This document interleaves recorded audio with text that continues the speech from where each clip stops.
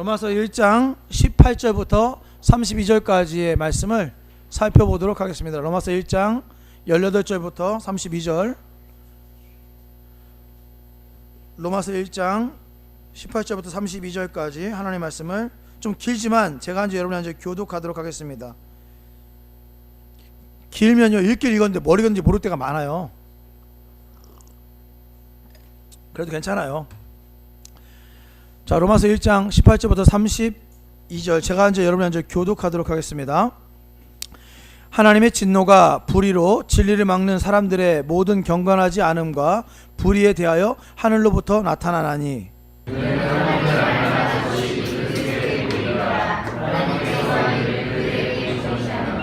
창세로부터 그의 보이지 아니하는 것들 곧 그의 영원하신 능력과 신성이 그가 만드신 만물에 분명히 보여 알려졌나니 그러므로 그들이 핑계하지 못할지니라.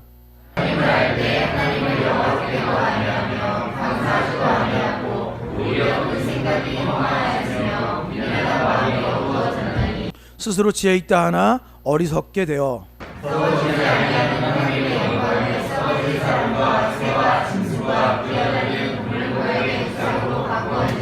그러므로 하나님께서 그들을 마음의 정욕대로 더러움에 내버려 두사 그들의 몸을 서로 욕되게 하게 하셨으니 이는 그들이 하나님의 진리를 거짓 것으로 바꾸어 이적을 조르주보다 더 분배하고 섬깁니다. 주는 모든 것이 성소하시니라.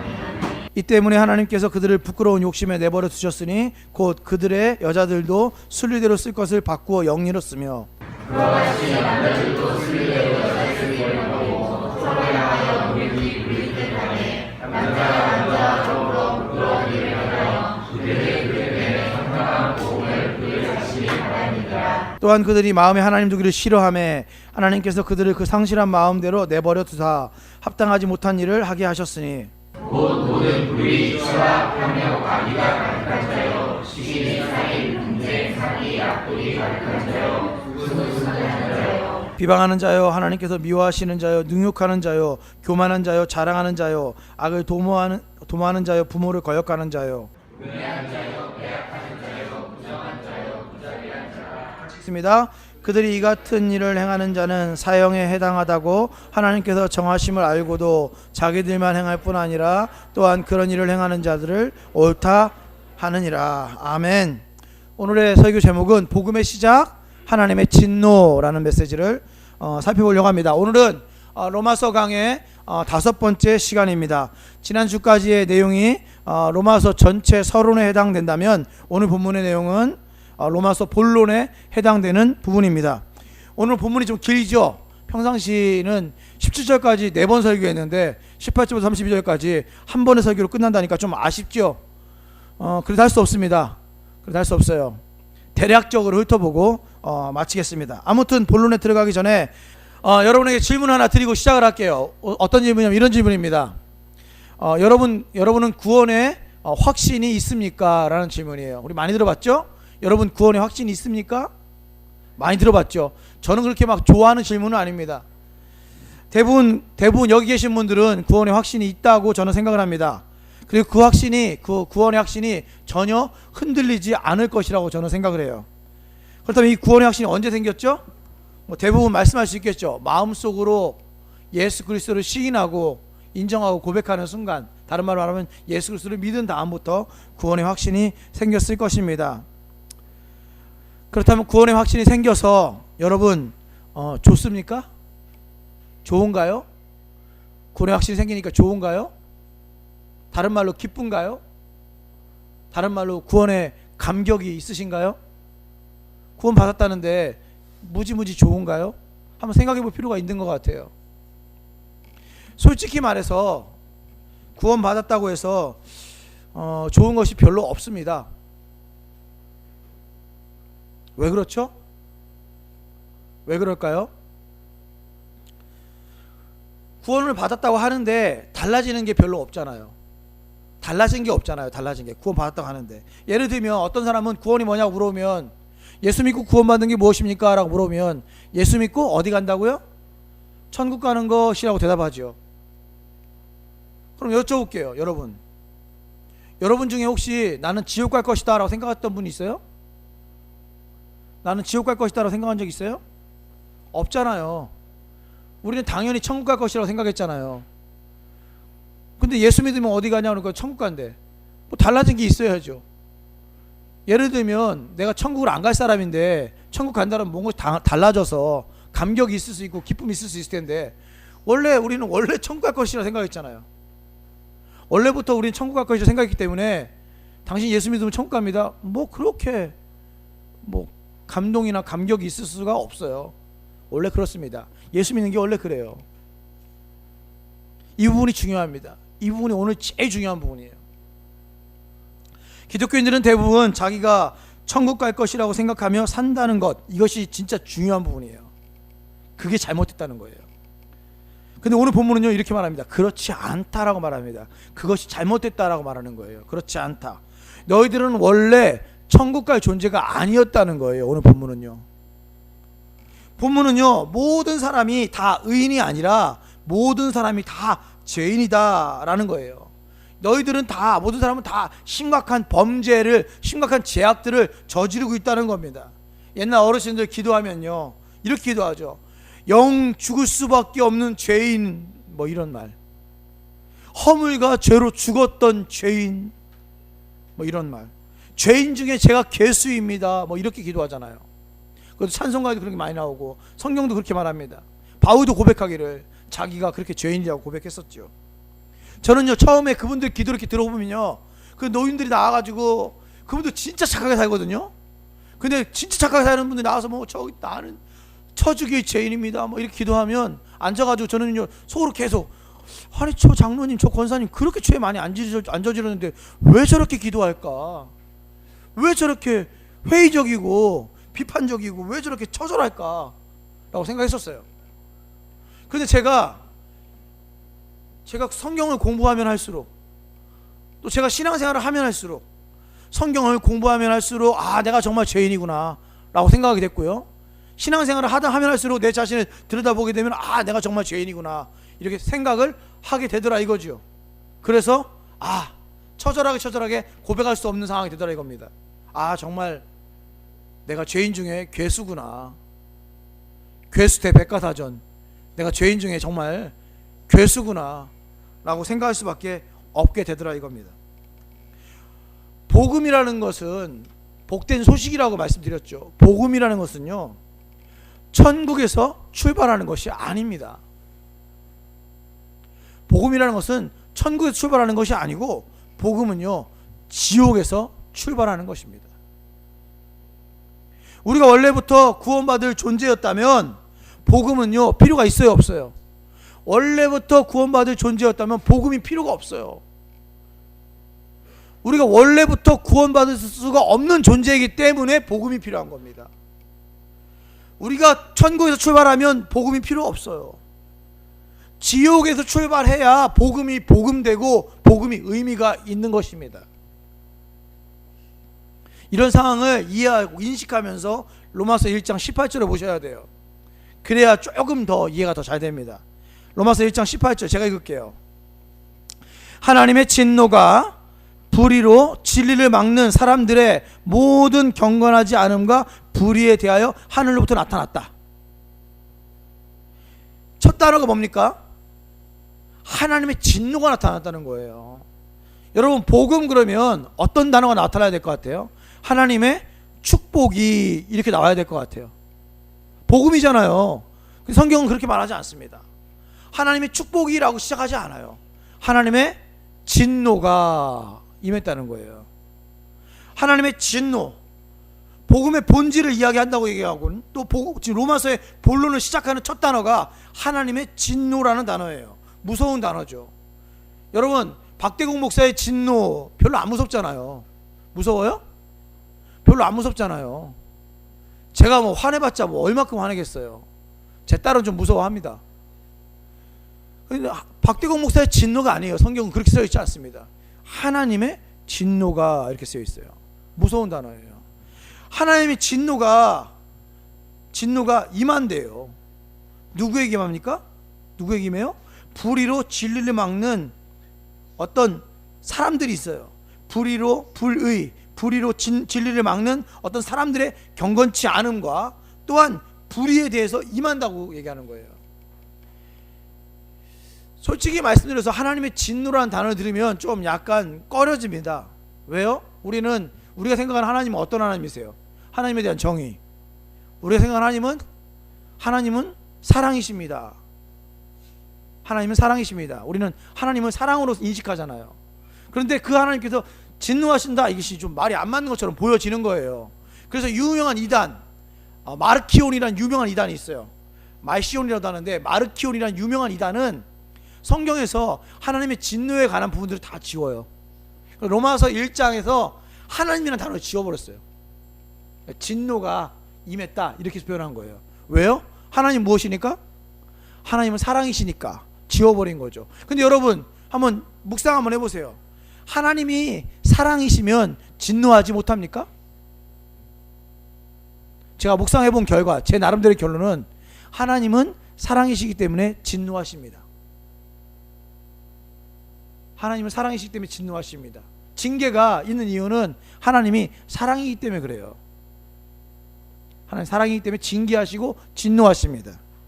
하여튼간 하나님은 진노하시는데 누구에게 진노하시는가 보니까 불의로 진리를 막는 사람들, 그들의 모든 경건하지 않음과 불의, 그러니까 불의로 진리를 막는 사람들의 경건하지 않음과 불의에게 임한대요. 이 경건하지 않다는 단어는 어떤 의미가 있냐면, 이 경건이라는 단어가 쓰이는 용례가 있어요. 그건 무엇이냐면 하나님과 자신의 관계 속에서 쓰이는 거예요.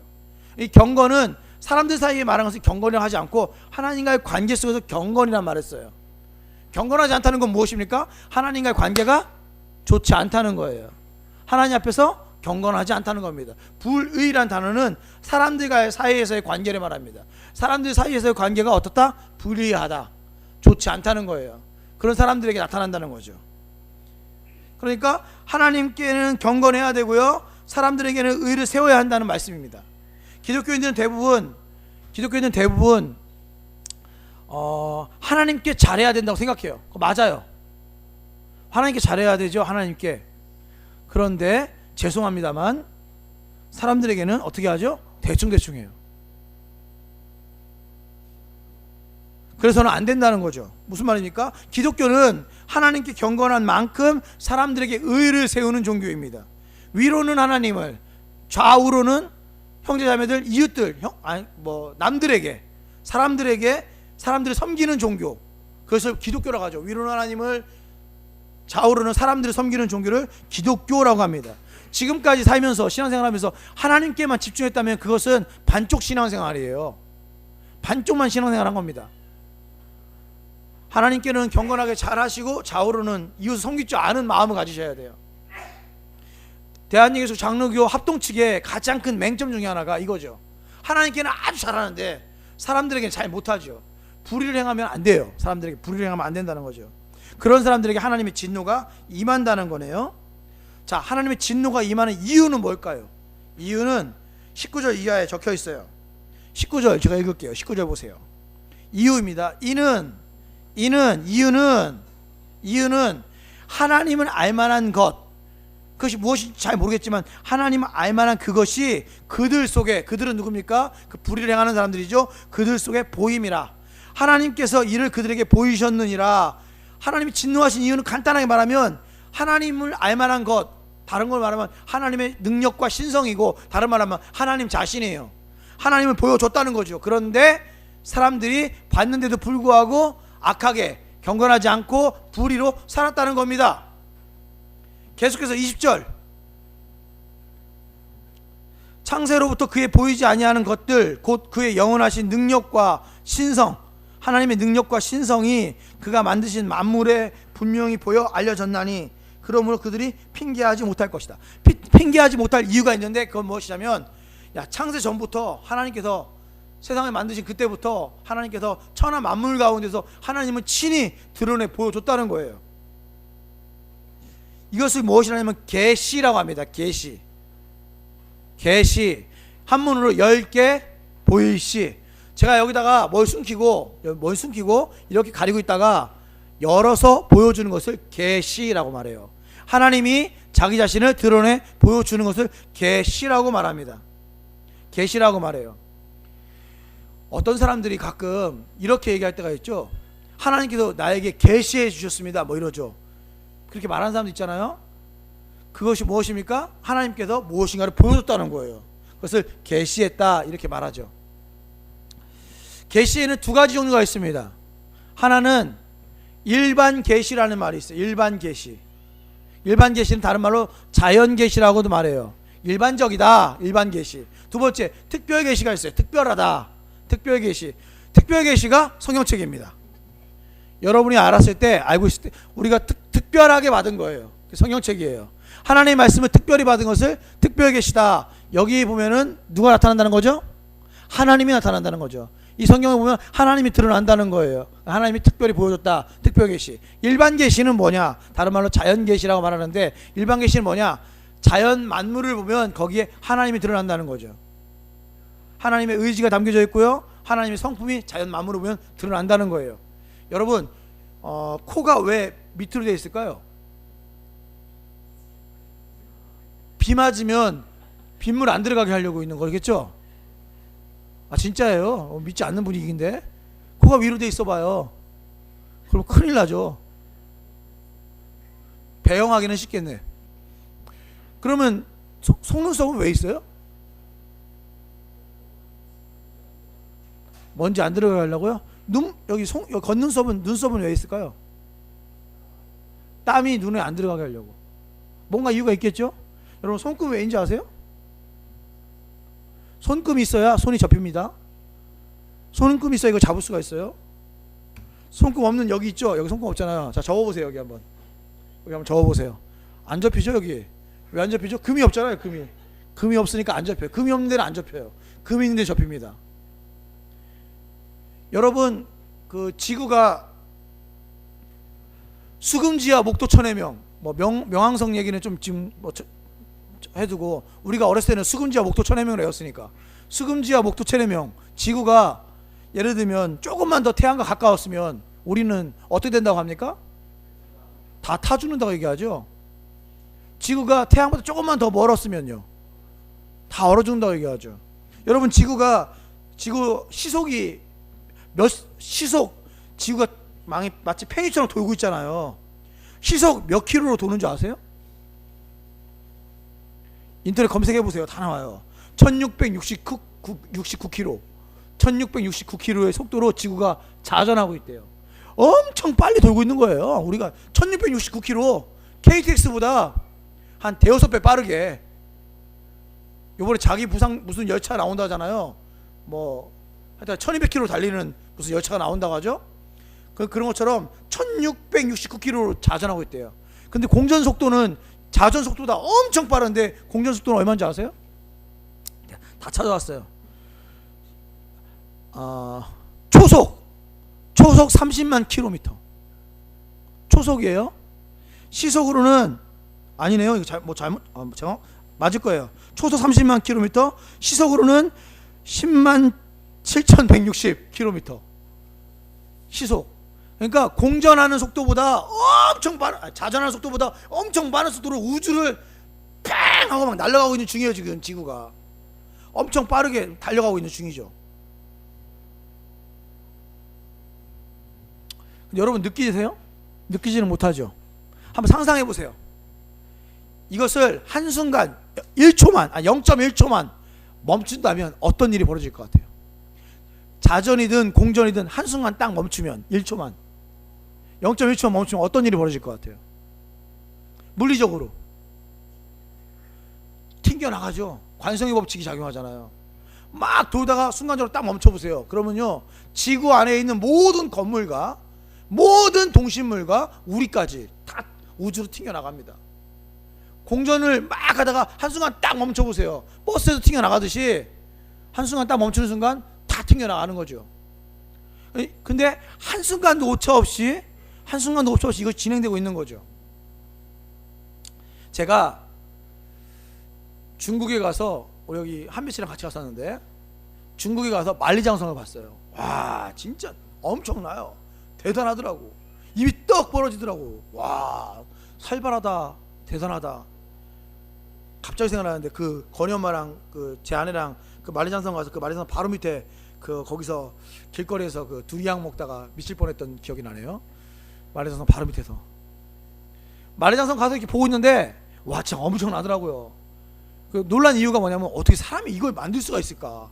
거기 제가 엄청나게 놀랐어요. 그런 다음에 막 비행기도 타고 버스도 타고 그래가지고 백두산에 도착했어요. 백두산 도착하니까 진짜 하나님을 찬양하지 않고는 버틸 수가 없더라고요. 하나님께서 천하 만물을 만드시고 세상 사람들이 그것을 딱 보면 이것은 우연히 만들어진 것이 아니고 누군가에 의해서 설계된 것이다라는 것을 인식할 수 있게 했다는 거예요. 아, 정말 우연히 만들어진 게 아니구나. 저는 제일 신기한 게 물이에요. 물. 제 입장에서는 물 어는 시간, 그리고 물이 얼면 어떻게 되는가. 나중에 설교 끝나고 저한테 한번 와서 저랑 토론하고 싶은 분 와서 얘기해 주세요.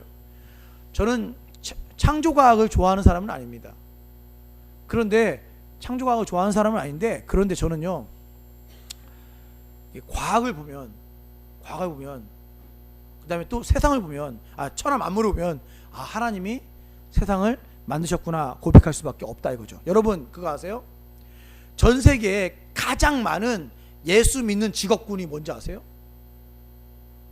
무엇이 1등인지 아세요? 1등은 목사죠. 1등은 당연히 목사죠. 2등이 누군지 아세요? 2등? 2등은 의사입니다.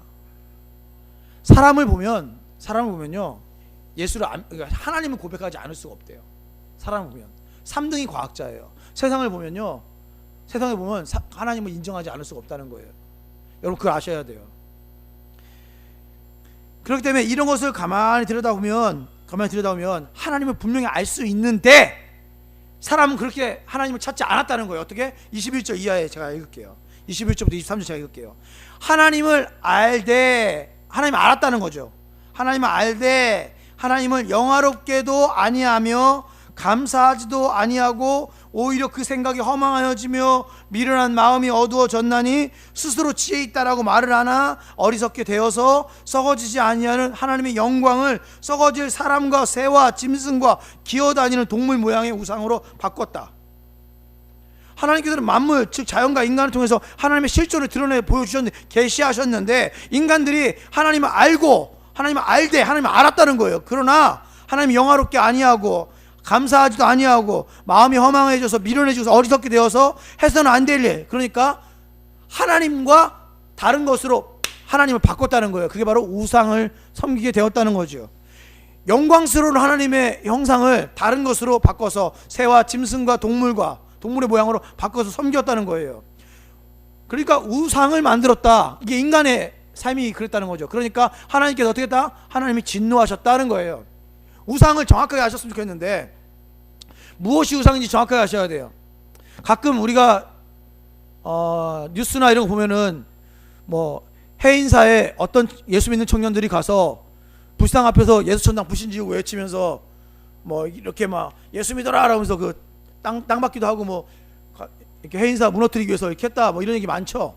여러분 부처님상 불상은 우상일까요? 아닐까요? 아닙니다. 부처님상은요 우상이 아니에요. 여러분 아셔야 돼요. 우상이 아니에요. 그건요 그냥 타 종교가 믿는 그 신상일 뿐이에요. 우상이 아닙니다. 우상의 정의가 뭐예요? 하나님보다 우선하는 것. 이게 우상의 정의잖아요. 하나님보다 우선하는 것, 하나님의 자리에 있는 것이에요. 우리가 부처님상을 보고서 부처님이라고 하지 부처님상을 보고서 예수님이라고 하지 않잖아요. 우리 하나님 아버지라고 하지 않잖아요. 그건 타종교예요. 그거는 전도 대상자들이지 우상 타파해야 될 사람들이 아니에요. 그 우상은 뭡니까? 이 시대 우상은 뭘까요? 이 시대 가장 큰 우상 돈이죠. 돈. 이 시대 가장 큰 돈이죠. 돈이 하나님이잖아요. 이 시대 가장 큰 우상은 돈이 하나님이잖아요. 성공이 하나님이죠. 출세, 권력, 힘 이런 게 하나님이잖아요. 남편이 하나님이잖아요. 아내가 하나님이잖아요. 자녀 그런 게 하나님이죠. 하나님보다 우선하는 것이 하나님이죠. 그것이 바로 우상입니다. 정확하게 아셔야 돼요. 하여튼간 우상을 만들지 말라 하셨는데 우상을 만들었던 그 인간들의 상태에 대해서 하나님께서 진노하신 겁니다. 그래서 그 진노의 모습이 나타나는 것이 오늘 성경에서 가장 중요한 단어예요. 진노의 모습이 어떻게 나타납니까? 그것이 바로 내버려 두는 것입니다. 하나님이 내버려 둔다는 거예요. 내버려 두었다는 이 단어는 제 개인적인 생각으로 로마서 전체에서 가장 진지하게 묵상해봐야 할 단어입니다. 생각하면 할수록 그 큰 의미가 있어요. 이 단어에는 제가 볼 때는 하나님의 눈물도 있고요, 하나님의 한숨도 있어요. 하나님의 안타까움이 담겨져 있는 단어인데, 내버려 두셨다. 24절에 나와 있죠. 24절 같이 한번 읽어볼까요? 내버려 두사가 있으니까 24절 시작. 그러므로 하나님께서 그들을 마음의 정욕대로 더러움에 내버려 두사 그들의 몸을 서로 욕되게 하셨으니, 26절 시작. 이 때문에 하나님께서 그들을 부끄러운 욕심에 내버려 두셨으니 곧 그들의 여자들도 순리대로 쓸 것을 바꾸어 영리로 쓰며, 28절 시작. 또한 그들이 마음에 하나님 두기를 싫어하며 하나님께서 그들을 그 상실한 마음대로 내버려 두사 합당하지 못한 일을 하게 하셨으니, 내버려 두셨다는 거. 내버려 두셨다. 내버려 두셨다. 하나님께서 진노의 방법으로 예전에는 소돔과 고모라에 유황불을 내렸는데 유황불 내리지 아니하시고 내버려 두셨다는 거예요. 조금 전에 하나님의 진노가 하나님의 사랑이라고 말씀드렸어요. 이 부분은 가정에서 부모님과 자녀의 관계를 이해하시면 이해가 잘 될 것 같아요. 자녀가 부모에게 순종하고 바르게 잘 자란다면 부모의 사랑을 듬뿍 받으며 잘 자랄 수 있겠죠. 그런데 살다 보면 그렇습니까? 인생이 다 그런가요? 그렇지 않지요. 자녀가 삐뚤어지기 시작하고 망나니처럼 살기도 하지 않습니까? 그럴 때 부모님들은 자녀를 바르게 인도하기 위해서 두 가지를 사용하죠. 당근과 채찍. 어르기도 하고 때리기도 하고, 당근과 채찍. 당근은 사랑이고 채찍은 진노, 징계가 되겠네요. 당근과 채찍을 잘 해서 그 인간이 잘 인간답게, 사람답게, 나중에 사회에서 사회인답게 살 수 있도록 우리가 이렇게 도움을 주지 않습니까? 그래서 바른 길로 인도하려고 하죠. 그런데 이게 어느 정도까지 잘 먹힙니다. 그런데 진짜 페륜아들 안 먹히죠. 안 먹힐 때가 있습니다. 들어오면 문 딱 열고 들어왔다가 자기 문 딱 닫으면서 엄마가 문 두드리면 뭐라고 하니까, 내 인생은 내 것이니까 신경 쓰지 말라고. 엄마 아빠가 뭔데 내 인생에 이렇게 참여하고 간섭하냐고. 간섭하지 말라고 소리 지르고 냅다 싸우죠. 그럴 때 이런 패륜적인 자식들을 대할 때 부모들이 마지막에 하는 말이 뭔지 아십니까? 그래? 네 인생은 네 거니까 네 어떻게? 네 마음대로 살아라. 네 마음대로 살아라. 그게 오늘 성경으로 말하면 내버려 둔다는 거예요. 네 마음대로 살아. 네 마음대로, 내가 너 관여하지 않을 테니까 네 마음대로 살아.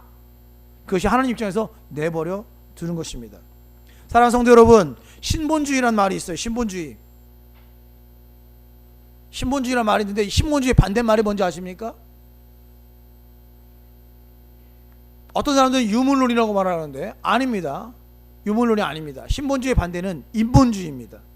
신본주의는 신이 중심인, 신이 근본인 개념이라면 인본주의는 인간이 중심이에요. 우리가 인본주의 사상으로 가만히 들여다보세요. 자, 하나님께서 우리를 내버려뒀다. 그럼 어떻게 돼야 될까요? 인본주의 입장에서 보면은요, 어떻게 돼야 되냐면 잘 살아야죠. 잘 돼야죠. 건강하고 또 성숙하고 발전해야죠. 결국엔 무엇이 됩니까? 유토피아가 돼야죠. 이게 인본주의 사상에서 가장 핵심 가치입니다. 인간들을 가만히 두면 어떻게 되냐면 잘 된다는 거죠. 이게 인본주의 사상이에요.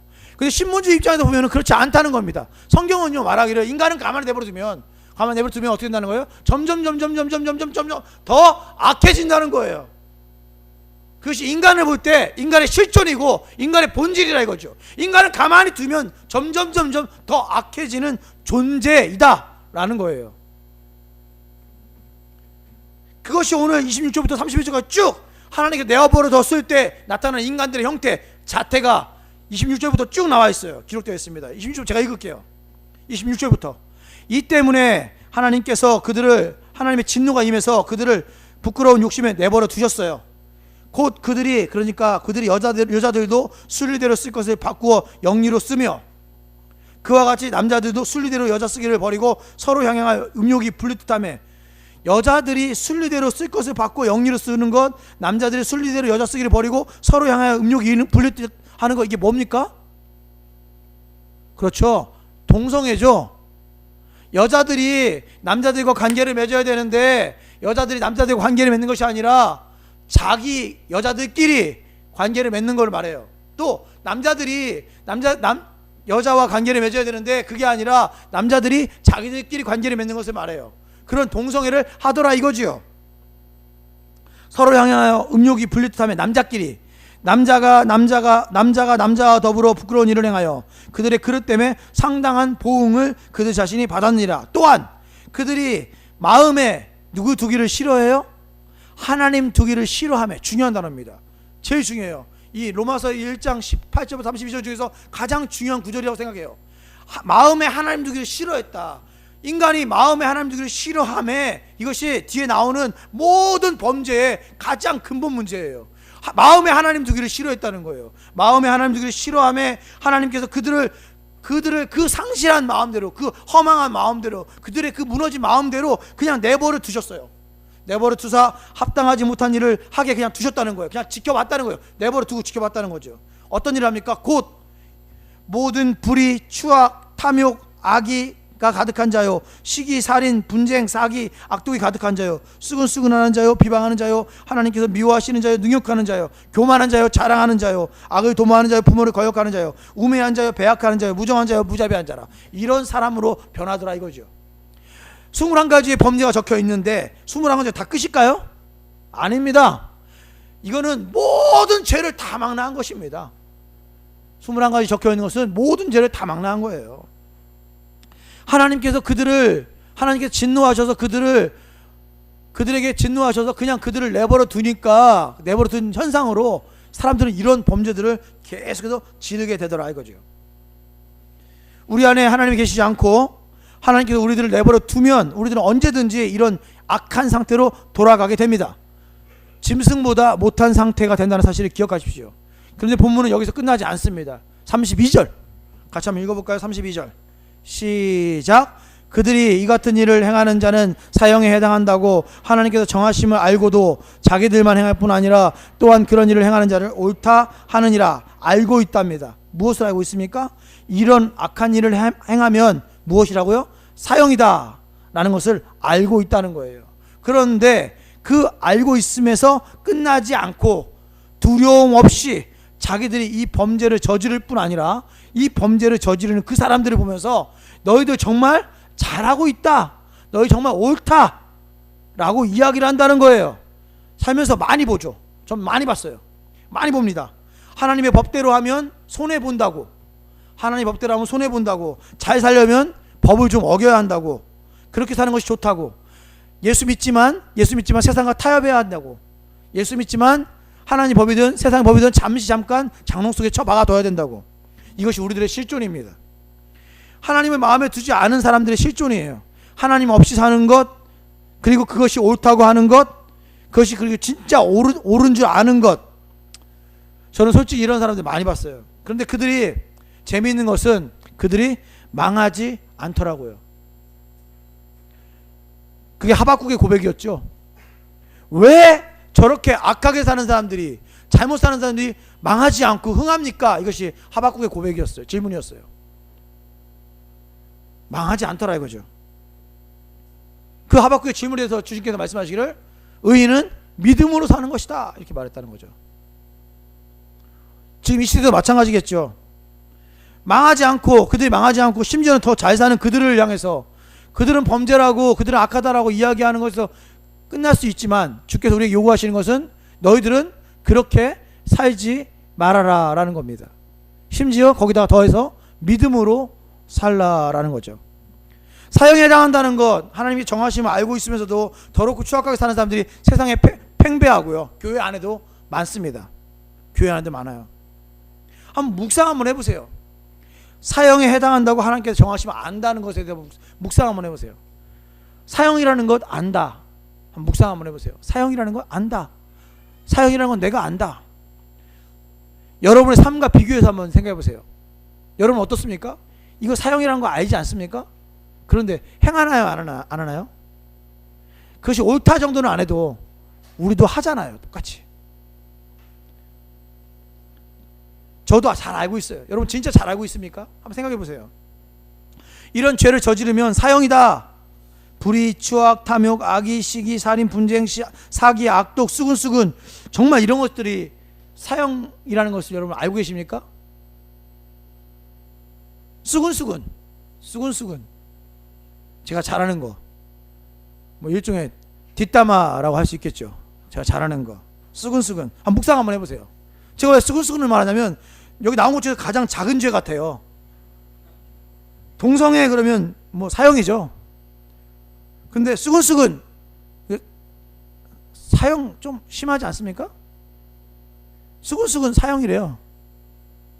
말도 안 되는 것 같지만 하나님의 기준은 상상할 수 없을 정도로 기준이 높습니다. 하나님의 기준은요. 말이 안 되는 것 같지만 수근수근 되는 것도 사형입니다. 충격이죠. 묵상 한번 해보세요. 충격입니다. 이렇게 죄악에 대한 하나님의 기준이 높은데 우리가 우리 마음대로 그 기준을 낮출 때가 있습니다. 언제 낮추는지 아세요? 무엇이 좋을 때 낮추는지 아세요? 믿음이 좋을 때. 우리 믿음이 좋으면 그 하나님의 기준을 낮춰요. 무엇이라 말합니까? 믿으면 다 된다고. 믿기만 하면 모든 죄가 용서된다고. 그래요. 맞습니다. 믿기만 하면 모든 죄가 용서되는 거 맞아요. 맞긴 맞아요. 그런데 그렇게 쉽게 넘어가면 안 됩니다. 죄악들을 쫙 나열한 다음에 이런 죄들 예수님 믿기만 하면 전부 다 해결됩니다. 이렇게 바로 넘어가면 안 돼요. 이 죄악에 대한 진지한 고민들이 있어야 되고요. 진지한 묵상들이 있어야 되고 뼈저린 상태에서 넘어가서 그러나 이 죄악들 내가 고민해서 지킬 수 없다는 걸 인정하고 그래 예수 그리스도를 믿으면 이 모든 죄악들이 용서된대 라고 이렇게 넘어가야지. 죄악이 이렇게 있대 그런데 믿기만 하면 다 된대 이렇게 바로 넘어가면 안 돼요. 바로 넘어가면 안 되는 거예요. 원래는 이 모든 죄를 저지르면 다 사형입니다. 원래는 그게 법이에요. 그런데 이 법을 다 지키기 위해서 우리가 노력을 해야 되고 그러다가 못 지켜도 사형을 당해야 돼요. 이게 법이에요. 그런데 하나님께서 그렇게 하지 않습니다. 죽이지 않겠다 이거죠. 그래서 우리 대신 누구 죽이냐면 예수 그리스도를 죽이는 것이죠. 그래서 예수가 우리 대신 죽는 겁니다. 그게 이제 복음이라는 거죠. 원래는 우리가 죽어야 되는데 죄의 삭스 사망은 죄의 대가는 사망이기 때문에 사형이기 때문에 우리가 죽어야 되는데 내가 너를 죽일 수 없으니까 내 아들을 죽이마. 그래서 우리 대신 예수를 죽인 것 그게 복음이라는 거예요. 그게 복음이라는 거죠. 그러면 이제 어떻게 살아야 될까요? 이 죄가 더러운 것이라는 걸 알았어. 그렇게 하면 사형이라는 것도 알아. 그럼 우리는 어떻게 살아야 돼요? 그렇게 하면 안 되죠. 그렇게 살면 안 되겠죠. 사랑하는 성도 여러분 기억하십시오. 우리가 마음에 하나님 두기를 싫어하면 하나님께서 우리들을 그 패역한 마음의 상태로 그냥 살도록 내버려 두십니다. 그러면 우리들은 그 수많은 그 더러운 범죄 속에서 우리들의 영혼을 살릴 수가 없어요. 이제는 돌아서십시오. 하나님이 원하는 대로 하나님의 잔소리를 진지하게 받아들이시고 그 하나님의 잔소리 때문에 돌아서서 이 패역한 범죄 속에서 돌아서서 새로운 길, 주님의 길을 걸으십시오. 그것이 복음의 시작입니다. 하나님의 진노 앞에 숨지 마시고 나무 뒤에 숨어서 내가 숨었나이다 하지 마시고 그 진노 앞에 딱 서서 고백하십시오. 여러분의 죄악들을 고백하시고 돌아서십시오. 다시는 죄 짓지 않겠다고 결단하십시오. 그렇게 사시는 여러분, 사형에 해당된다는 거 아시면 돌아서는 여러분 되시길 바랍니다. 그래야 하나님의 진노를 우리가 피할 수가 있는 것입니다.